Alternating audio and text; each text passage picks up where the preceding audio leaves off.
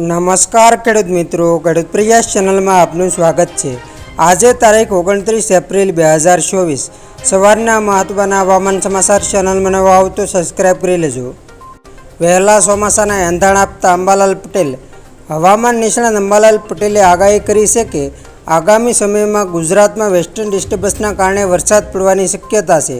આજથી pre monsoon એક્ટિવિટીના કારણે વાદળછાયું વાતાવરણ રહે તેવી શક્યતાઓ લાગી રહી છે। 10 થી 14 મે વચ્ચે પ્રી મોન્સૂન એક્ટિવિટી ભારે આંધી વંટોળ સાથે રહેવાની શક્યતા છે। 24 મેથી 4 જૂન વચ્ચે આંધી વંટોળ સાથે વરસાદ રહેશે। 7 જૂનથી દરિયામાં પવનો બદલાતા ફરી વરસાદ આવશે અને 8 જૂન આસપાસ ચોમાસું બેસે તેવી સંભાવના છે। 29 અને 30 એપ્રિલે મધ્ય ગુજરાતનું તાપમાન 42 થી 43 ડિગ્રી રહેવાની શક્યતા છે, તો ઉત્તર ગુજરાતમાં 41 ડિગ્રી રહેવાની શક્યતા છે। ઈડર, અમરેલી, જૂનાગઢમાં પણ ગરમી વધુ રહે તેવી શક્યતા લાગી રહી છે। 4, 5 અને 6 મેથી પુનઃ કાળઝાળ ગરમી પડશે અને ત્યારબાદ 20 મેથી ગરમીની પાછી શરૂઆત થશે। અંબાલાલ પટેલે ગુજરાતમાં ચોમાસાની શરૂઆતને લઈને જણાવ્યું છે કે રાજ્યમાં 15 થી 17 જૂન આસપાસ નૈઋત્યનું ચોમાસું બેસી શકે છે। અંદમાન નિકોબારમાં 17 થી 24 મે વચ્ચે ચોમાસું બેસી શકે છે। અંદમાનમાં ચોમાસું બેસ્યા બાદ 20 થી 25 દિવસમાં નૈઋત્યનું ચોમાસું ગુજરાત પહોંચે છે। ગુજરાતમાં સાયક્લોનિક સર્ક્યુલેશન સક્રિય થતાં હવામાન વિભાગ દ્વારા વરસાદની આગાહી કરવામાં આવી છે।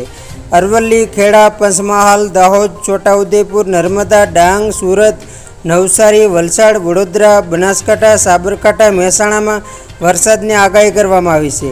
રાજ્યમાં સાયક્લોનિક સર્ક્યુલેશન સક્રિય થતાં વાતાવરણમાં એકાએક પલટો આવશે। થંડરસ્ટોર્મ એક્ટિવિટીના કારણે ભેજનું પ્રમાણ વધતા સામાન્ય વરસાદની આગાહી છે।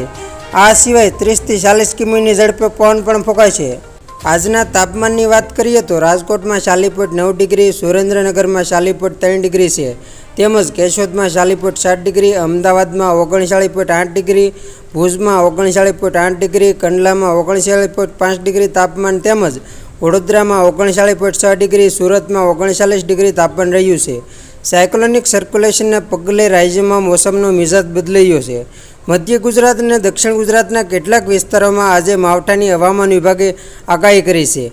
મધ્ય ગુજરાતના પંચમહાલ, દાહોદ, મહીસાગર, છોટાઉદેપુર અને નર્મદામાં કમોસમી વરસાદની શક્યતા છે, તો દક્ષિણ ગુજરાતના સુરત અને તાપી જિલ્લામાં છૂટાછવાયા વરસાદની હવામાન વિભાગે શક્યતા વ્યક્ત કરી છે। તો ખેડૂત મિત્રો, આ હતા સવારના મહત્વના હવામાન સમાચાર। ફરી વખત મળીશું નવી અપડેટ સાથે, ત્યાં સુધી જોતા રહેજો ખેડૂત પ્રયાસ યુટ્યુબ ચેનલ।